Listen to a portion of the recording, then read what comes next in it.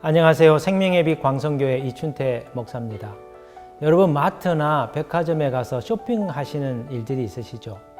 보통 그럴 때 오늘은 내가 가서 무슨 물건을 사야 되겠다 계획을 세우고 출발을 합니다.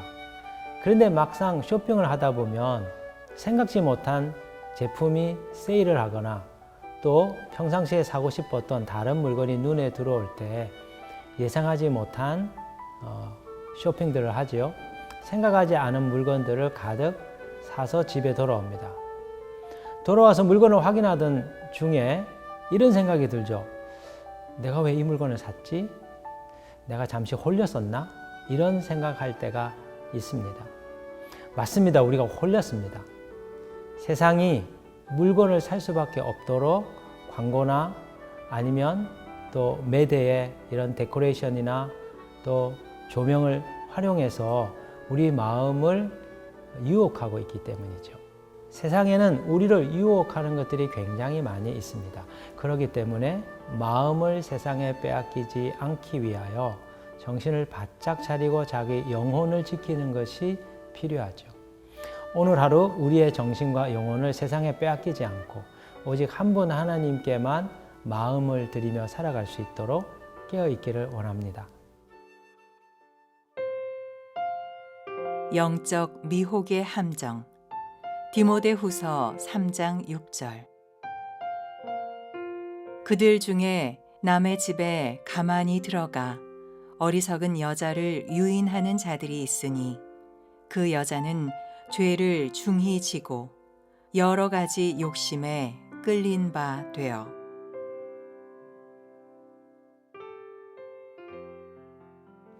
오늘 세 번째, 코로나 상황과 관련하여 우리가 생각해 볼 중요한 신앙적 이슈는 영적인 미혹입니다. 여러분, 미혹이 어떤 것입니까? 미혹은 믿음의 사람들이 정상적인 신앙생활에서 이탈하도록 사단이 교묘하게 유혹하는 종교적인 술수를 이야기합니다. 그런데 마지막 때에는 이런 미혹의 역사가 강하게 일어나게 될 거라고 성경은 경고해 주고 있습니다. 마태복음 24장 5절과 11절에 보시면 많은 사람이 내 이름으로 와서 이르되 나는 그리스도라 하며 많은 사람들을 미혹하리라. 11절에 보면 거짓 선지자가 많이 일어나 많은 사람을 미혹하겠으며 마지막 때에는 거짓 선지자들이 일어나서 많은 사람들을 유혹하고 미혹한다고 말합니다. 그런데 오늘 우리가 읽은 디모데후서 말씀이 그것을 우리가 보여주고 있죠. 6절에 보면 그들 중에 남의 집에 가만히 들어가 어리석은 여자를 유인하는 자들이 있으니 성도의 집에 들어가서 사람들을 거짓된 진리로 거짓된 가르침으로 거짓된 신학으로 유혹하는 미혹자들이 있었다는 겁니다. 그렇다면 왜 사람들이 믿음의 길에 접어들었다가 이 유혹자들의 유혹에 빠져들게 되는 걸까요? 왜 신자들이 미혹을 당하게 되는 걸까요? 오늘 이 본문에 보면 두 가지를 우리에게 이야기해 주고 있습니다. 첫 번째는 사람들이 자기 자신의 욕심에 끌려서 미혹자들에게 빠져든다는 것이죠. 미혹하는 거짓 선지자들의 특징이 무엇이냐면 사람들이 듣고 싶어하는 이야기, 사람들의 그 욕구와 욕망을 자극해주는 거짓된 메시지들을 들려준다는 것입니다. 그렇기 때문에 내가 듣고 싶어하는 가르침이나 내용을 전하는 설교자나 강의를 아주 주의 깊게 볼 필요가 있습니다. 오늘날 온라인 매체를 통해서 많은 정보들과 지식들이 쏟아져 나오고 있잖아요. 그 가운데서 전해지는 설교나 가르침들이 때때로 편향적이고 아주 치우쳐 있는 내용을 전달하는 분들도 있기 때문입니다. 여러분, 매체의 특징들 중에 하나가 무엇이냐면 내가 한번 들었던 내용과 유사한 내용을 계속해서 우리에게 전달해 준다는 것입니다. 그러다 보면 치우쳐 있는 내용이 강화되면서 그것만이 전부인 것처럼 생각할 가능성이 높은 거죠.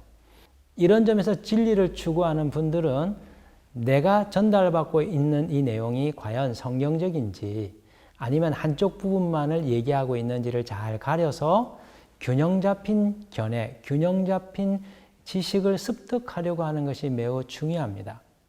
그렇기 때문에 오늘날 전달되고 있는 많은 설교나 강의들 가운데서 우리를 미혹하고 있는 내용이 있지 않은지를 경계하면서 주의 깊게 자신들의 그 신앙을 지키고자 하는 것이 너무나 필요하죠.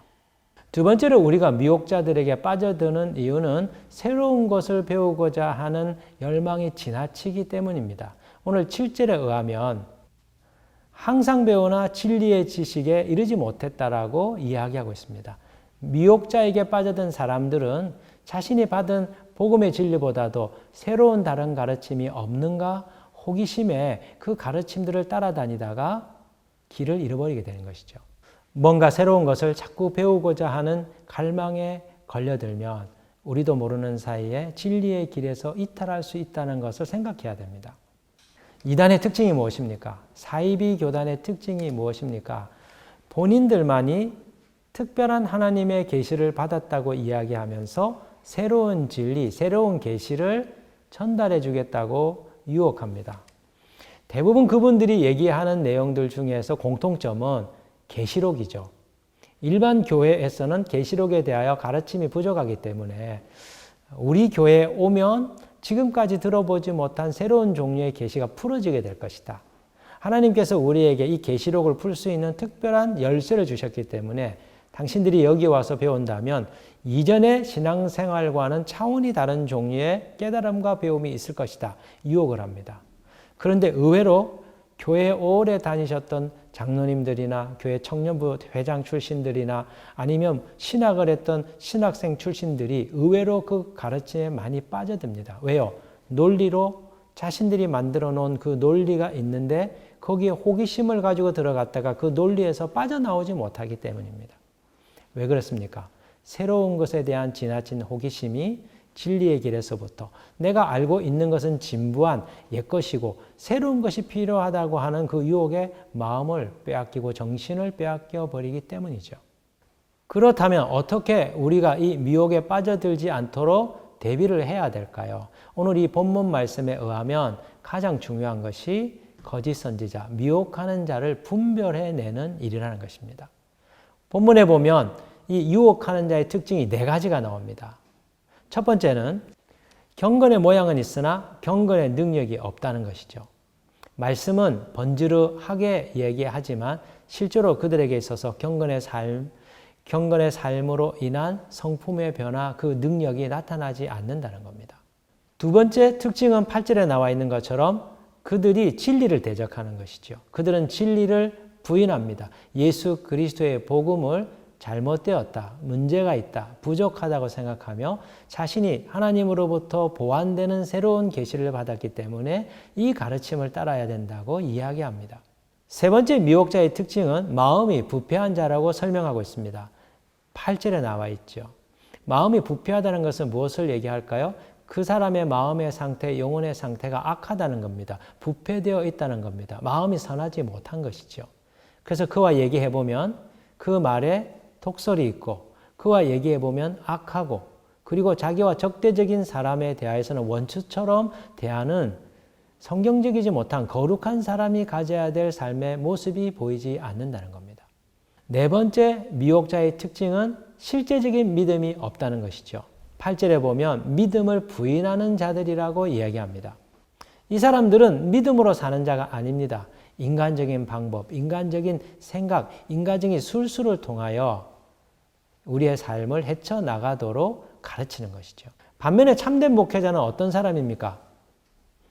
미혹자와 구분되는 참된 목회자의 특징이 무엇입니까? 2가지가 있습니다. 11절로부터 12절에 보시면 참된 목회자는 복음과 진리를 위하여 고난을 당한다고 말씀하고 있습니다. 십자가의 길을 걷기 때문에 진리를 전하고 복음의 말씀을 전함으로 인하여 어려움을 겪는 것이죠. 만약 목회자가 이 땅에서 잘 먹고 잘 살고 있다면 그는 참된 목회자인지 의심해 보아야 됩니다. 분명히 참된 주님의 종의 모습은 진리를 위하여 어려움을 겪고 고난을 당하는 것이기 때문이죠. 또 한 가지 참된 목회자의 중요한 특징은 경건한 삶을 추구하는 것입니다. 11절, 12절을 잘 보시면 경건에 이르기 위하여 이 사람은 애를 쓰고 있다는 것이죠. 참된 목회자는 하나님의 말씀을 붙들고 날마다 깨어 기도하며 주님으로부터는 주님의 말씀을 받아서 이 땅 가운데 주님의 뜻을 이루는 사역의 길을 걷는 자라는 겁니다.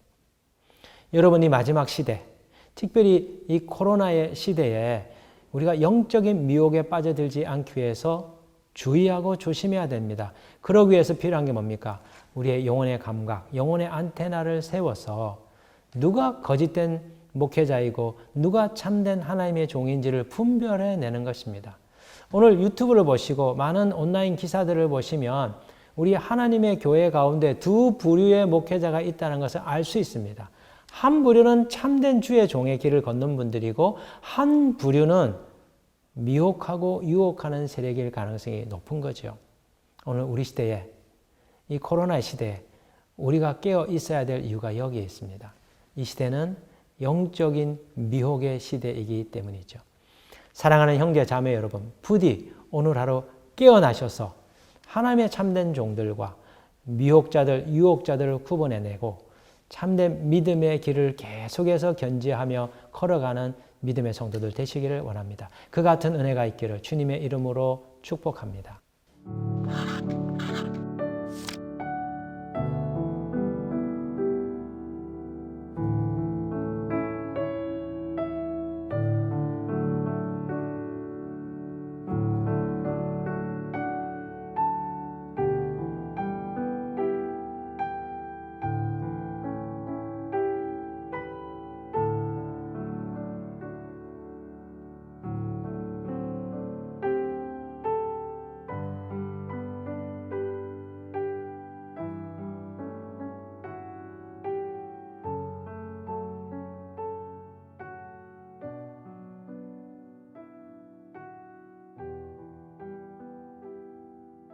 오늘 주신 말씀으로 함께 기도하겠습니다. 살아계신 하나님 아버지, 오늘 우리가 살아가는 이 시대는 영적인 미혹의 시대라 경고해 주셨습니다. 우리로 하여금 깨어 미혹자가 누구인지 분별하게 해주시고 참된 주의 목자가 누구인지 깨달아 주님 그 길을 따라가게 하여 주옵소서. 아버지, 이 시대가 혼탁합니다.